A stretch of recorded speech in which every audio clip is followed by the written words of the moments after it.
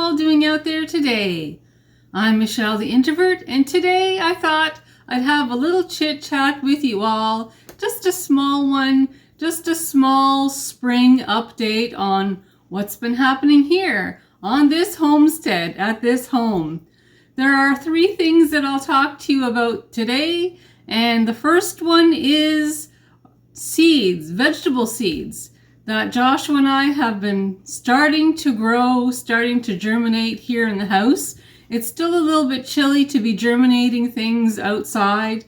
As of today, it is 10 degrees Celsius outside. Yesterday it was a little warmer, but today it's still a little chilly. 10 degrees Celsius, and that is 50 degrees Fahrenheit. So still a little bit chilly, still needing a heavy sweater or a jacket outside.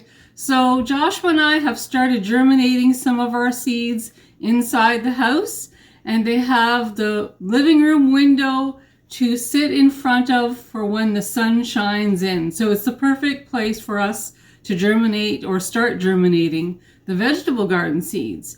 And the second thing I'd like to talk to you about is my freezer, my upright freezer. I'll take you to that and show you around a little bit. We can talk a little bit about how I've been using up things that I've been buying on sale over the winter months, and also using up things that I grew in the garden last year. So I've done really well. You can see, I can see my progress, so I'd like to show you my progress as well.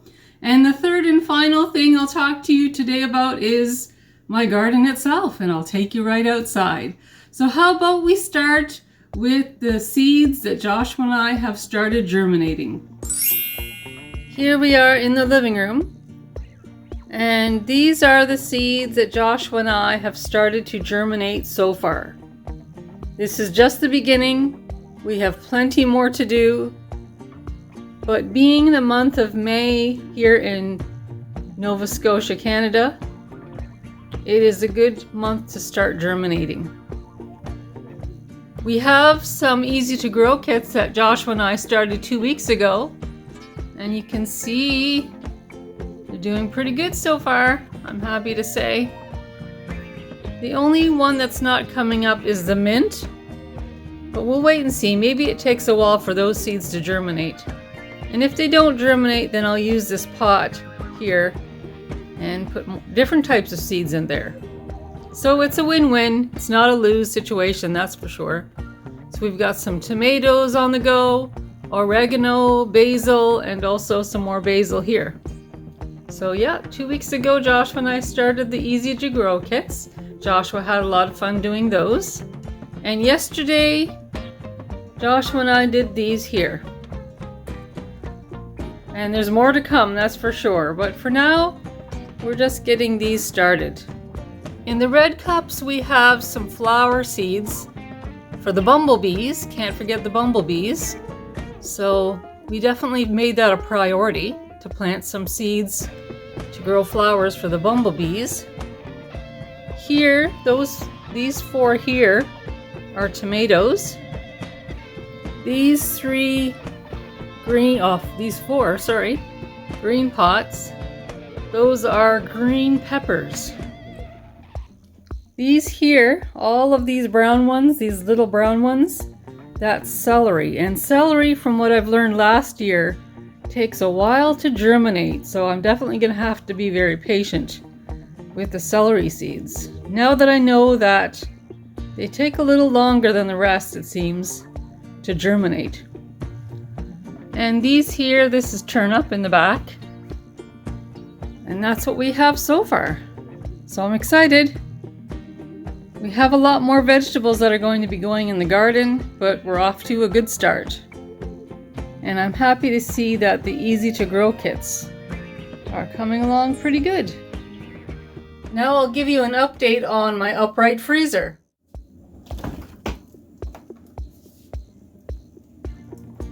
Here it is, our upright freezer.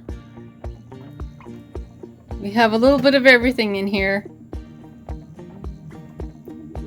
On the top shelf, this is reserved for easier meals, like if I'm tired or if I'm having a really busy day and I need something easy to cook up, this is where I get these from the top shelf.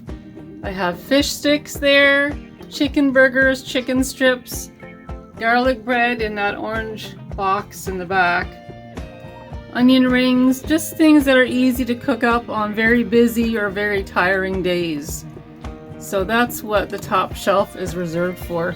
And actually I've got some tea biscuits there that I made, and Joshua's chocolate chip cookies. He's got some of those in the middle. But generally that's what the top shelf is for. Now the next shelf, Gerald's got some ice cream in there. Let me take this out. Gerald picked this up yesterday. He had a bit of a craving, so anyhow. The second shelf from the top is supposed to be for vegetables. Not so much ice cream, but that's okay. I've got a large variety of vegetables there. And on this side I have a whole bunch of bags of vegetables that I bought in different stores when they came on for a good price. So it's nice to have plenty of vegetables. These ones here on this side are, well, there's a lot that is from the garden last year, but there's also carrots here that I've sliced up with my food processor. Down here there's a container of zucchini that I grew in the garden. But there's carrots that I bought from the store and sliced up with my food processor. This corn here was from corn on the cob, and I'm reserving that to make corn chowder. But all of this here shelf is reserved for vegetables. On the next shelf there, sorry that it looks a little untidy, but over this week and next week I'll be making a lot of muffins. There's a lot of cranberries still in there, so I'll be making a lot of cranberry muffins, and I've discovered a cranberry pudding recipe that I want to make with some of those cranberries. There's some blackberries, peaches. I've got to get this all used up, well, mostly used up by August for sure, so I can put fresh rhubarb and everything else in there, and apples from the apple trees and stuff too.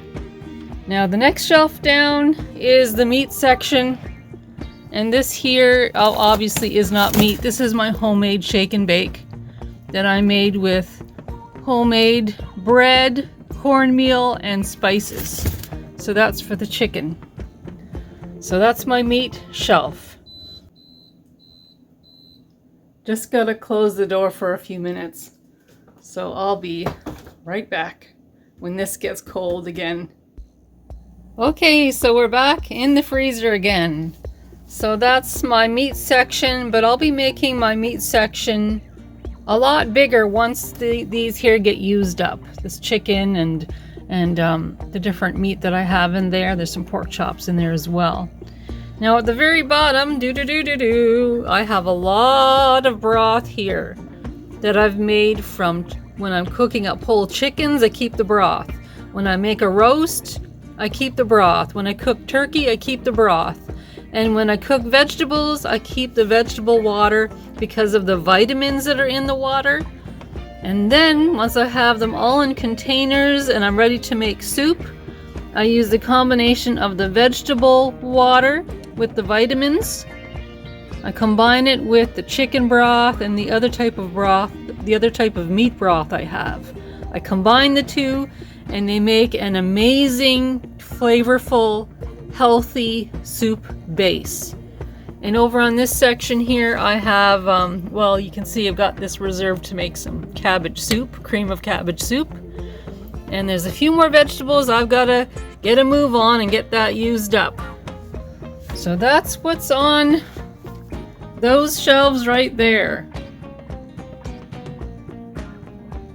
On the shelves on the door part of the freezer, I've got bacon, hot dogs, stewing beef, and sausages, all that I bought on sale. So that's where they go, and the smaller packages go up there. Next shelf down, I've got my onions. Still have quite a few onions to use up that I have frozen. Comes in handy when I do the prep work and all I have to do is take the onions out of the freezer when I need to cook them up for something. The celery, I'm starting to get low on celery. You can see there's only a few packages left of celery in my freezer bags. Down here I only have these two here of peppers, and that over there, those are mushrooms. At the bottom, that's where I keep my margarine and my cheese. And when I start making homemade butter again, they'll be going in containers there on the last shelf of the door. So that's what I have so far. That's what I have so far.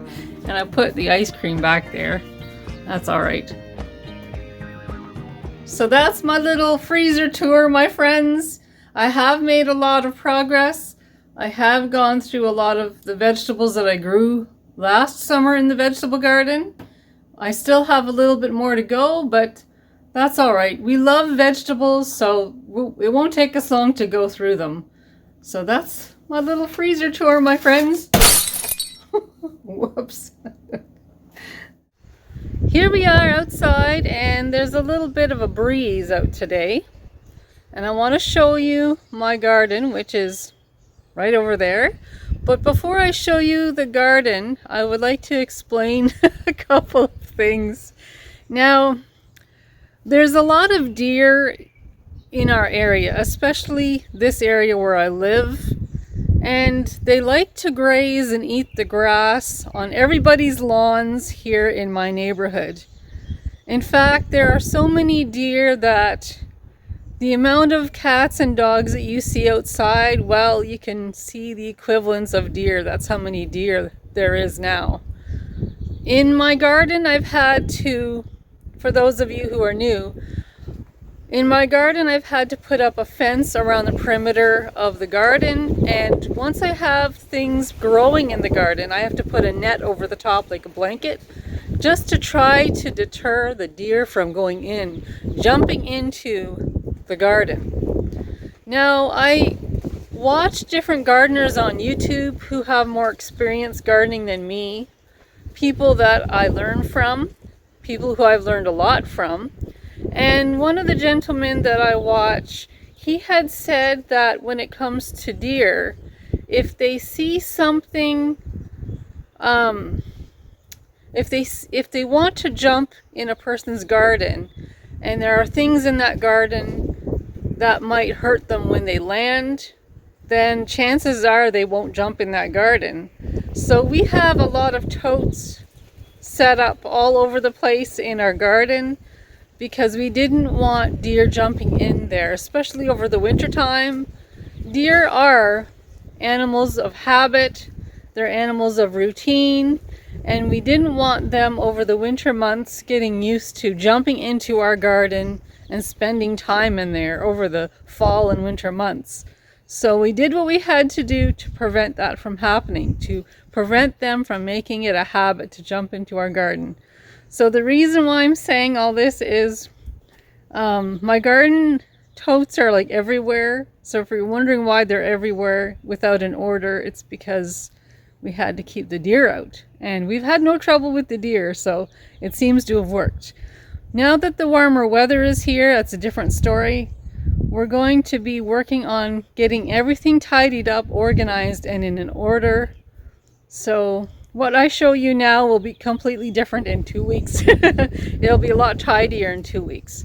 But I just wanted to share with you the reason for the madness, the method of the madness. You can see there's a lot of totes that the fishermen use on fishing boats. Oh, here comes the neighborhood cat. This is Cappy. He's the neighborhood cat. Hi, Cappy. Hi, buddy. Hi. And Cappy just has one eye. Hi there, buddy. He had to have surgery because his second eye got an infection. But he's feeling better now. Okay, back to the garden. You can see it looks kind of messy, but it won't be like this in 2 weeks. It's going to be all tidied up. And those totes there, those are actually my daughter Stacy's totes. She wants to grow some things in our garden this year. So this is what it looks like so far.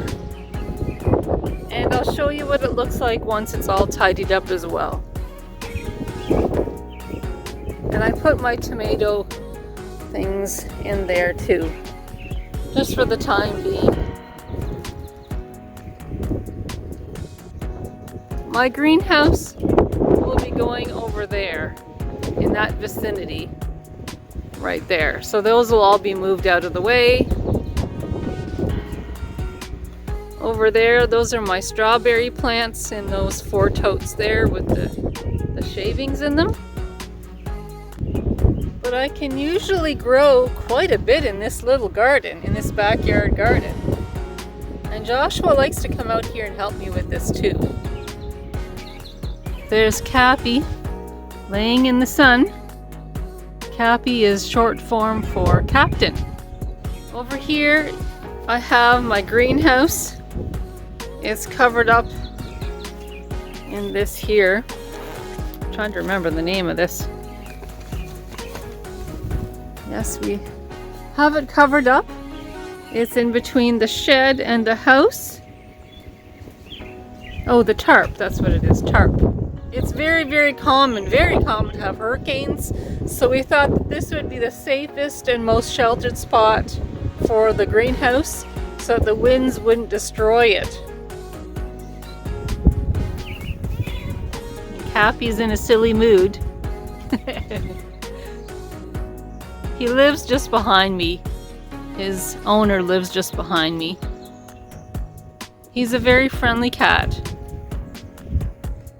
I only had to buy 3 bags of soil this year. I don't think I'm going to need any more than that because I have plenty in the garden totes.